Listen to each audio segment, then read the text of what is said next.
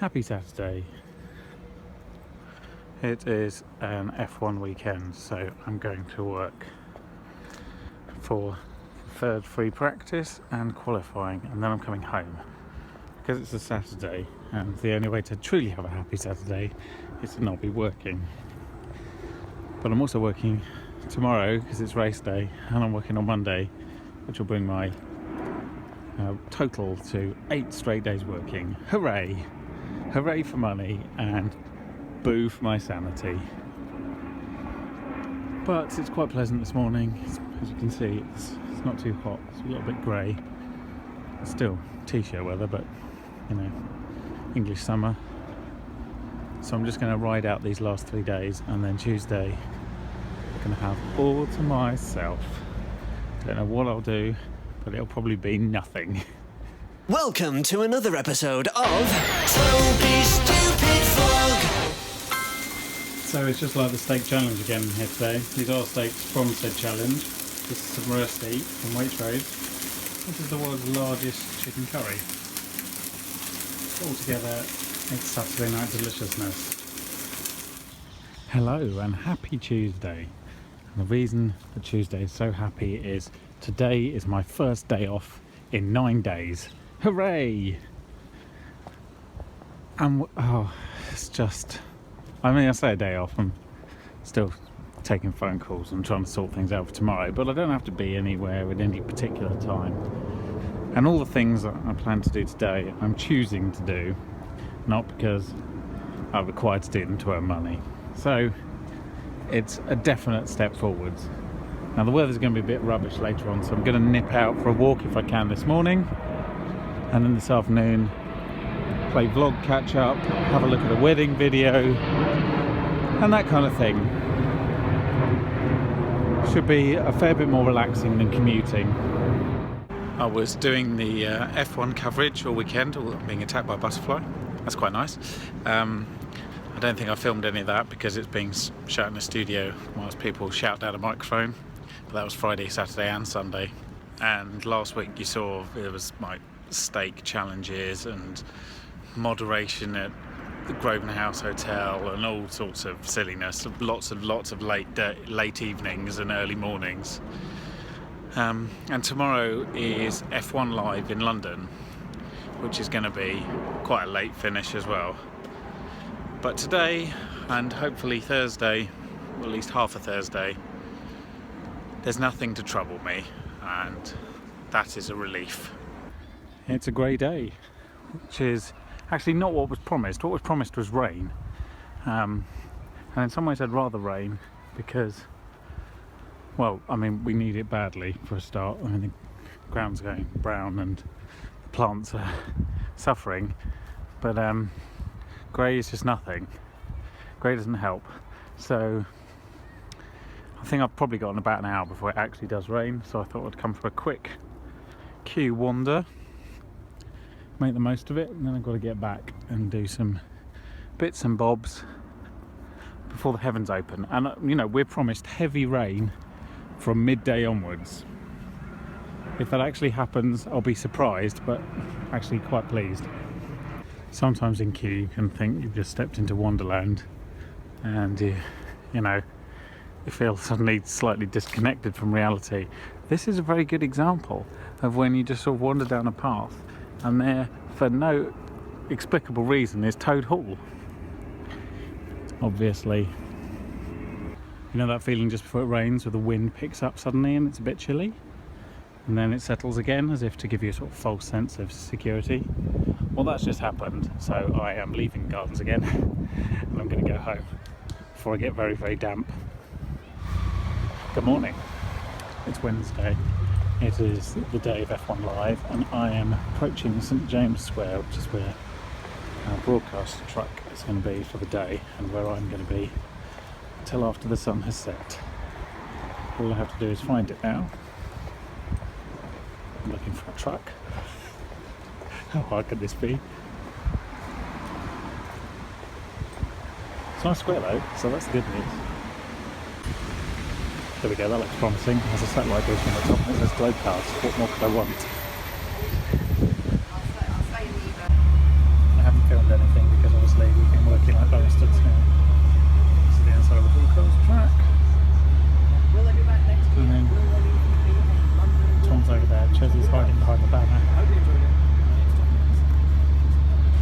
tyres are cheap, as you can see. They're still going despite the fact the programme's finished. So today was a very long day. I knew it was going to be. And I was basically in the truck solidly from 4:30 through to 9:30 pretty much, when you saw us do the wrap-ups.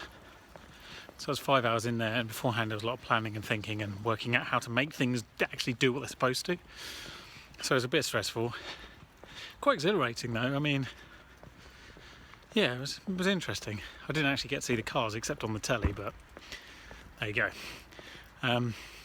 So maybe when I've got home and had something to eat and some sleep as well, we'll talk about this again in the morning. I'll see you then. It's a lovely afternoon. I've just been recovering from yesterday's madness, and frankly re-editing all of the video that we took yesterday so it could be rebroadcast in the highlights package. So I'm feeling a little bit worn. Yesterday was very long, as I mentioned, and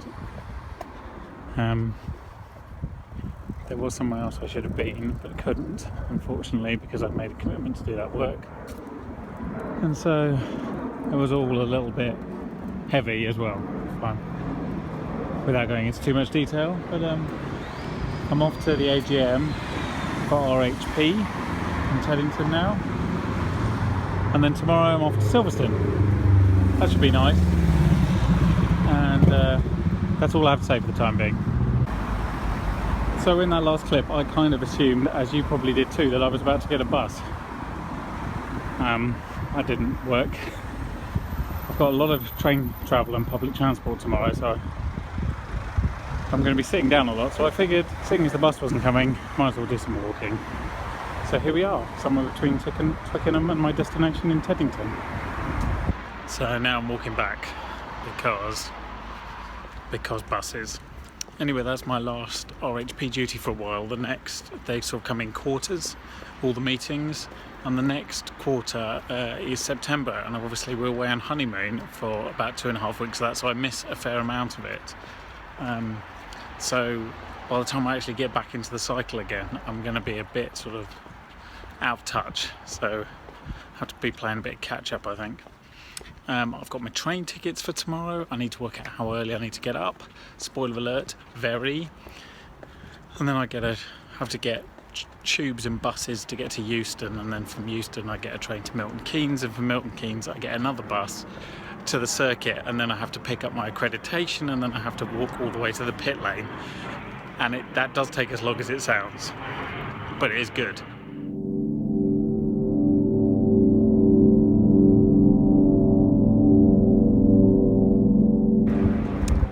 Here we are, the outside. You can probably hear some cars now and again. It's just coming to the end of FP1. There you go. I'm heading to gate 19, but I've got to go there first to pick up my pass. So that's what I'm going to do.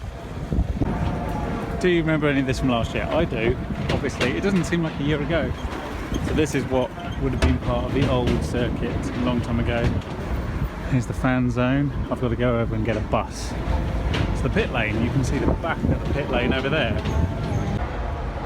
I didn't come on Friday last year. It's not usually so busy on Friday, but this is the British Grand Prix, so it's never exactly empty.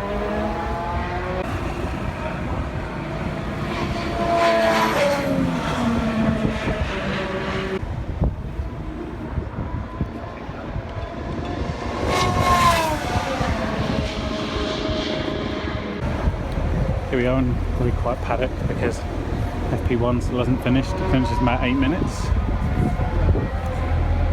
Just some tyres. There's some tyres. There we go, that's about all there is at the moment. I'm just going to head into the actual building here and find the appropriate commentary box. These are all the various different team homes, places where they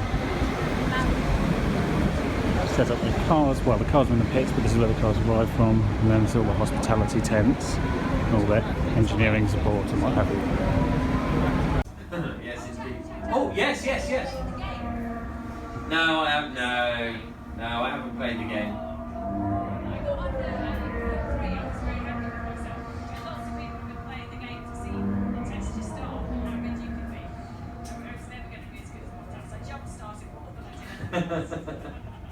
Yes, so you can go on the internet and play a game where the lights come on and then you click it when the lights come. But I just play actual racing games on the computer, and I always crash at turn 1, so I always have to restart the race. So I do more practice starts there than anywhere else. That's the two-seater car they've got going around at the moment with a prize winner. I don't know who's driving it.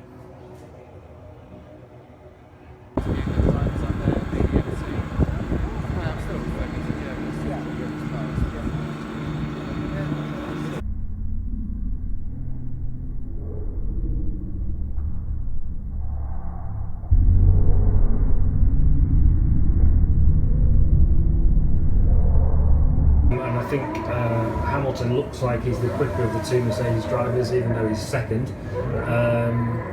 People might criticise me for saying that. I get criticised a lot on Twitter these days, but as you pointed out earlier, he was only just slower, despite having a slower tyre, and was quicker on that lap before he had that moment at Beckett's and went off. I don't think the Ferraris are going to be that far behind, and it's going to be another Mercedes-Ferrari battle. Hopefully there'll be a bit of weather to spice it up as well. Noisy down there, Jenny.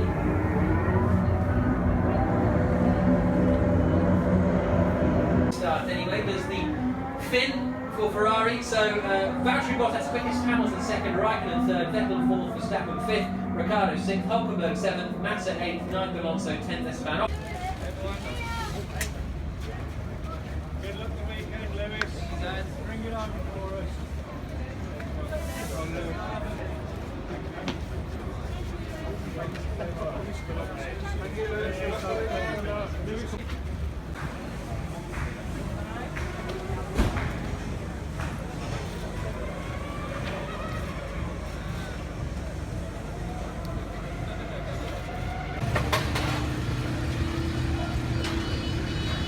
Chaos is the bits.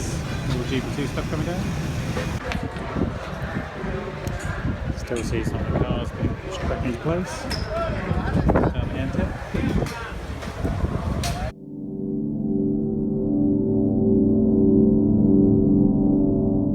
So that's it for this week. Thank you very much for watching. It obviously ended with some F1 racing. There will be more because we're going on honeymoon at the beginning of September and we'll be in Monza. So look forward to that because that will be on here as well. Join me next week where I get ready to go on a very, very short holiday to Switzerland. See you then. Toby, stupid